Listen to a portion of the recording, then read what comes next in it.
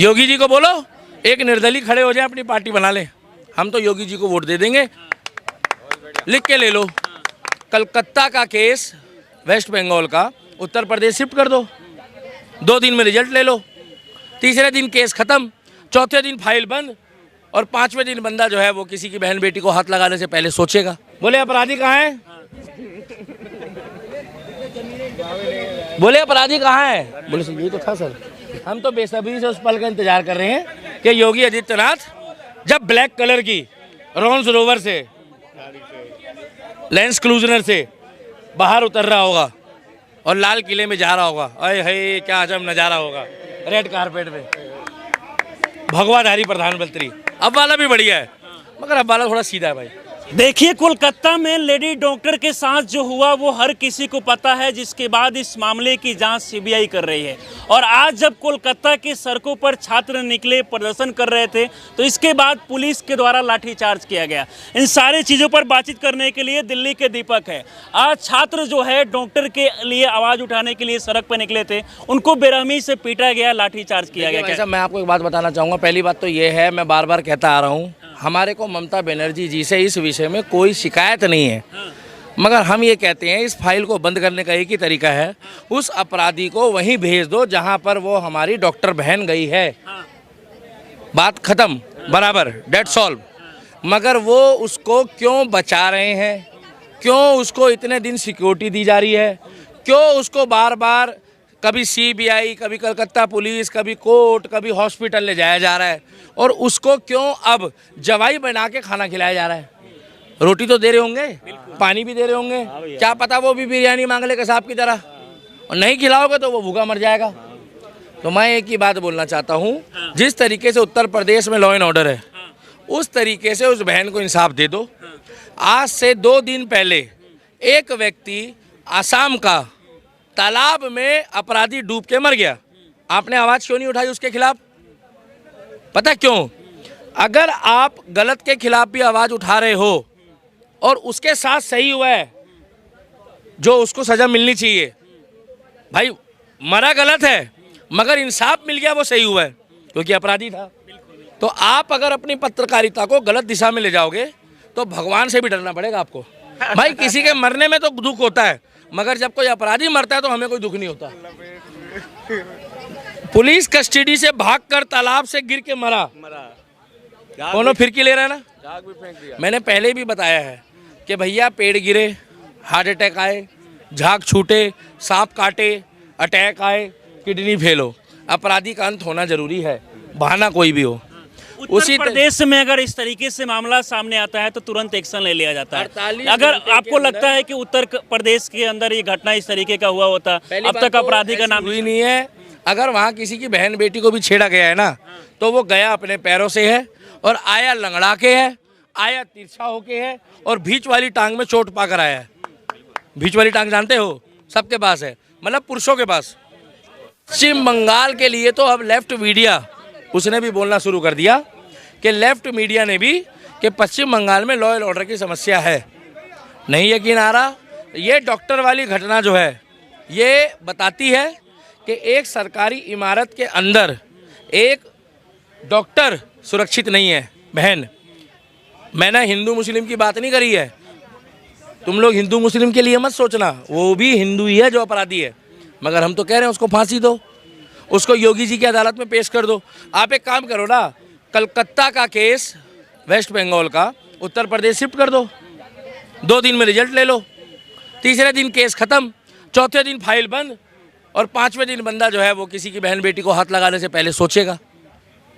मगर आज 12-13 दिन से तफ्तीश चल रही है, और अभी तो गनीमत मनाओ कि सीबीआई आ गई, नहीं तो अब वो अपराधी को बेल भी मिल गई होती।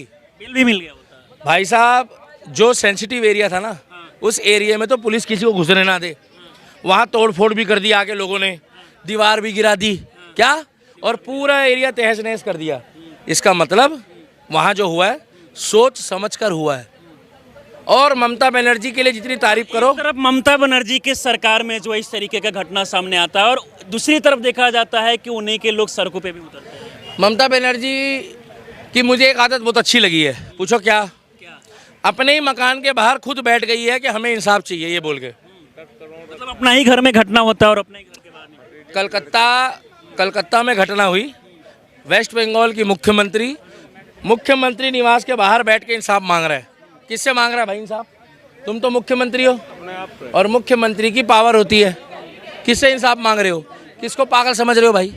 हम तो एक ही बात बोलेंगे कि कलकत्ता की बेटी को इंसाफ मिले। और जो लोग सड़कों पे हैं, मैं ये नहीं कहूँगा कि वो हिंसा करे, हिंसा के हम खिलाफ हैं, मगर वो अगर अपना धरना प्रदर्शन दे रहे हैं, अपनी मांगे रख रहे हैं, तो उनको अपनी मांगे रखने का अधिकार है लोकतंत्र में। दूसरी बात, ये वही ममता बनर्जी है जिस टाइम पे शाहीन बाग में लोग बैठे थे एनआरसी और सीए के लिए, तो उनको ये सही ठहरा रही थी।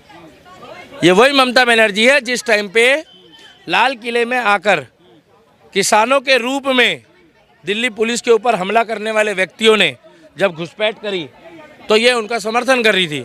मगर आज उन्हीं के नागरिक, उन्हीं के राज्य में, उन्हीं के शहर में इंसाफ मांग रहे हैं, तो ये उनके ऊपर आंसू गैस के गोले छोड़वा रही है, पानी की बौछार कर रही है, लाठीचार्ज भी हुआ। अगर आप आके उनके साथ खड़े हो ना, उनको इंसाफ दिलाओ, उनसे टाइम मांगो 10 दिन का। 10 दिन का टाइम मांगो कि 10 दिन के अंदर तुम्हारे को फैसला करके देंगे हम, नहीं तो तुम मुख्यमंत्री अपने आप को कहलाने के लायक नहीं हो। मुख्यमंत्री की पावर होती है, और अगर मुख्यमंत्री की पावर देखनी हो तो हमसे पूछो क्या होती है। पूछो क्या होती है? क्या होती है? आओ उत्तर प्रदेश कभी दिखाते हैं। आओ उत्तर प्रदेश, उनको देखम देखी तो हेमंत बिस्व शर्मा, शिवराज सिंह चौहान, भजन लाल शर्मा, और वो यादव जी ने तो कल क्या दिया कि जब भारत में रहना है तो जय श्री राम क्या कर लोगे उसका। मध्य प्रदेश के मुख्यमंत्री मोहन यादव जी क्या कह रहे हैं मालूम है कि हिंदुस्तान में रहना है तो जय श्री राम कहना। क्या दिक्कत है भाई? क्या दिक्कत है? जब तुम्हारे सऊदी में जाके हिंदू मुस्लिम में बोल देता है, मुस्लिमों की तारीफ कर देता है, तुम्हारे अल्लाह पैगंबर के लिए तारीफ कर देता है, करनी पड़ती है ना। तो यहाँ रह के अगर तुम जय श्री राम नहीं कहोगे तो भाई साहब फिर कौन फिरकी ले लेगा? पूछो कौन लेगा? योगी आदित्यनाथ जब प्रधानमंत्री बनेगा। गलत बोल रहे भाई, हाथ मत बांधो, ताली मार दो फिर। मैं बार बार कह रहा हूँ, इंतजार करो भाई, बड़े भाई, छोटे भाई, योगी आदित्यनाथ का। हम तो बेसब्री से उस पल का इंतजार कर रहे हैं कि योगी आदित्यनाथ जब ब्लैक कलर की रोल्स रोवर से, लेंस क्रूजनर से बाहर उतर रहा होगा और लाल किले में जा रहा होगा। अरे हे क्या अजब नज़ारा होगा, रेड कारपेट में भगवाधारी प्रधानमंत्री। अब वाला भी बढ़िया है, मगर अब वाला थोड़ा सीधा है भाई, सीधा है। हाँ, अगर बांग्लादेश में योगी जी के प्रधानमंत्री के राज में ऐसा कुछ हुआ होता तो 2 मिसाइल फेंकते और तीसरी मिसाइल में वो सर सुन लो, तीसरी मिसाइल में वो हमारे हिंदू भाइयों को गोदी में उठा के घूम रहे होते बांग्लादेश वाले कि बाबा मिसाइल मत फेंकना, मगर ये मीटिंग कर रहे हैं, तो हमें दुख लगा। जब भी देखा जाता है कि भारत में जब भी एक कोई भी जो है, चाहे डॉक्टर के साथ हो, किसी भी बड़े अधिकारी के साथ हो, जब इस तरीके का मामला होता है, रेप होता है, तो पूरे देश भर में आवाज़ उठाया जाता है। लेकिन उसके बाद सारे लोग एकदम शांत से हो जाते हैं, क्योंकि हर दिन का आंकड़ा बात किया जाए लगभग 90 एक दिन में, हर दिन में को प्रधानमंत्री बना तो कलेश खत्म है। एकदम भैया गलत बोल रहे हैं, सदाजी गलत बोल रहे हैं। योगी जी को प्रधानमंत्री बना दो कलेश खत्म है, ना तारीख ना सुनवाई, वहीं फैसला। बोले अपराधी कहाँ है? बोले अपराधी कहाँ है? बोले यही तो था सर। तो बोले यहाँ क्या कर रहे हो, इसको ले जाओ। भाई साहब 48 घंटे बहुत होते हैं क्या? 48 घंटे बहुत होते हैं। 48 घंटे इसी देश में कांग्रेस के प्रधानमंत्री का अगर पर्स भी चोरी हो जाए ना तो 10 घंटे के अंदर मिल गया क्या? 10 घंटे। और गरीब का बच्चा नहीं मिला आज तक कईयों को। तो ये वही देश है। यहाँ की पुलिस जब अपनी पे आती है तो सुई भी खोज देती है, और नहीं तो खोया तो भारत में हवाई जहाज भी है जो आज तक नहीं मिला। इसीलिए बोल रहे हैं, अब किसी नेता मंत्री विधायक के साथ कोई घटना होता है तो जल्दी एक्शन लिया जाता है, लेकिन गरीब के साथ न्याय नहीं मिलता। आपको लगता है कि इसमें लीपापोती किया जा रहा है? बिल्कुल लीपापोती की जा रही है। तो 14 दिन से 15 दिन से घुमा का रहे है। कलकत्ता तो इतना बड़ा हावड़ा ब्रिज है, कोनो फिरकी ले ले, सरकार लेगी, हमें क्या मतलब है? क्यों घुमा रहे हो उसको? जब सिद्ध हो गया ये अपराधी है तो तुम्हारी काहे की जांच चल रही है, और इतनी ढीली जांच है तुम्हारी? आज अगर वो सड़क पे खड़े हैं ना तो वो 500 रुपये दिहाड़ी वाले नहीं है लोग, वो कोई किसान आंदोलन नहीं है, वो कोई बीजेपी कांग्रेस झाड़ू का आंदोलन नहीं है, वो पढ़े लिखे शिक्षित लोग हैं सड़कों पे, डॉक्टर, धरती का दूसरा भगवान रूपी व्यक्ति, पहला आर्मी दूसरा डॉक्टर का डॉक्टर। और अगर डॉक्टरों के साथ ऐसा होगा तो भैया हम ये चीज़ बर्दाश्त नहीं करेंगे। ऐसा अगर भगवान ना करे बीजेपी शासित राज्य में होता तो भी हम बर्दाश्त नहीं करते, मगर हमें इतना विश्वास है कि अगर बीजेपी शासित राज्य में होता तो 2 दिन में उनको इंसाफ मिलता। उसको बोलते देवा की अदालत। क्या? हाँ, वहाँ सन्नी देओल का रूल चलता है। कौन सा? और कलकत्ता में जो चल रहा है वेस्ट बंगाल में वो चल रहा है कांग्रेस का रूल, टीएमसी, तृणमूल कांग्रेस, वो एक ही है। ना राहुल गांधी कुछ बोल रहा, ना प्रियंका वाड्रा कुछ बोल रही, ना रॉबर्ट वाड्रा कुछ बोल रहा, लालू कुछ नहीं बोल रहा, तेजस्वी जो है वो मच्छी खाने में मस्त है, रंगा भी किसी को कोई मतलब नहीं है वो जो डीएनए मांग रहा था ना कि कई मीडिया पर भी वो एक नेता डीएनए मांग रहा था कि डीएनए जांच होनी चाहिए, वो भी कुछ नहीं बोल रहा, कलकत्ता के विषय में नहीं बोल रहा। आप पूछोगे जाके, पता क्या कहेगा आपको, आप बीजेपी के पत्रकार हो। आज की डेट में ये बात यहीं ख़त्म कर दूंगा, थक गया हूँ भैया। 4 चीज़ें ध्यान रखना, यहीं ख़त्म कर देता हूँ, कैमरामैन भी थक गया है। अगर आप राम राम कर रहे हो तो आप बीजेपी के हो, अगर आप धर्म की बात कर रहे हो तो आप बीजेपी के हो, धर्म सनातन होना चाहिए।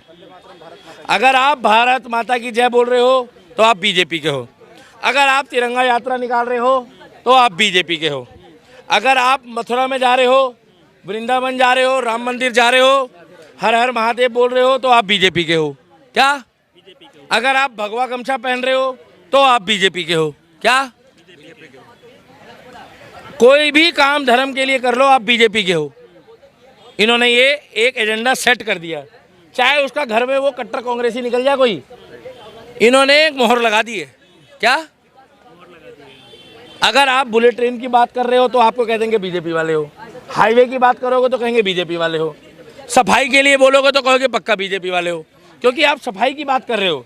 आपको पता है महात्मा गांधी जी पहले पैदा हुए थे, मोदी जी पहले पैदा हुए थे? तो महात्मा गांधी जी ने जब सफाई अभियान चलाया तो मोदी जी उनका नौकर लग रहा है जो सफाई अभियान को पूरा करेगा। मतलब अभियान तुम चलाते हो और पूरा मोदी कर रहा है। सही बात है। नहीं यकीन आ रहा, गूगल खोल के चेक कर लो। तो ये सब बातों में मत जाओ, जो अच्छा काम करेगा हम उसका साथ देंगे। हमें बीजेपी से बढ़िया विकल्प दे दो, हम तो उसको भी वोट दे देंगे। बीजेपी से जो अच्छा देखे। हाँ, योगी जी को बोलो एक निर्दलीय खड़े हो जाए, अपनी पार्टी बना ले, हम तो योगी जी को वोट दे देंगे। निर्दलीय उम्मीदवार आने वाले समय में अब योगी जी प्रधानमंत्री बनेंगे, मोदी बिल्कुल बनेंगे, डंके की चोट पे बनेंगे। जिसने जो उखाड़ना उखाड़ लो, हम भविष्यवाणी कर रहे हैं, लिख के ले लो। और रोक सकते हो तो अपनी 10 पीढ़ी लगा लो। क्या? 10 पीढ़ी तक तो तुम पहुंचोगे भी नहीं। कहाँ पहुंचोगे यार, क्या बात कर रहे हैं, 10 पीढ़ी मेरे मुंह से ही निकल गई, तुम्हारा तो मोह मोह हो जाएगा। तो इंतजार करो, अच्छा आदमी है, आ जाएगा। कल बैठ के राधे राधे कर रहे। क्या? राधे राधे। आत्मा तृप्त हो गई भाई। उसको कोई चिंता नहीं है कि मुसलमान क्या सोचेगा, उसको चिंता है तो सिर्फ एक कि मेरे सनातनी भाइयों का क्या होगा। हालांकि वो मुसलमानों का भी भला करता है, उत्तर प्रदेश में जाके देखो। कल गोरखनाथ मंदिर में बैठ के 2 घंटे कीर्तन सुना है, और क्या बोल रहा है मालूम है भैया, मेरा रिपीट करना, जय जय श्री राधे। बैठा रहा अपना। और यही अखिलेश यादव है, पहले तो देखता रहता कि कैमरे कम आएंगे नहीं, पीछे से फोन आ जाता, हाँ अखिलेश यादव मैं देवबंद से बोल रहा हूँ, हमारे लोग नाराज हो रहे, जरा देर मंदिर में बैठो, चलो बाहर आ जाओ। अखिलेश यादव बाहर आ जाता, क्योंकि उसको लालच है। योगी को कोई लालच नहीं है। क्या? योगी को कोई लालच, जो करता है डंके की चोट पे करता है। क्या? और सिक्योरिटी नहीं गाड़ी चलवाती उसकी, गाड़ी वो खुद चलवाता है। कहता है कभी यहाँ घुमा लो और कभी जिसकी औकात है योगी के काफिले के आगे आगे देख ले। पूछो क्या होगा, पूछो, वो तो जब समय आएगा तो पता लगेगा, उसी के साथ होगा।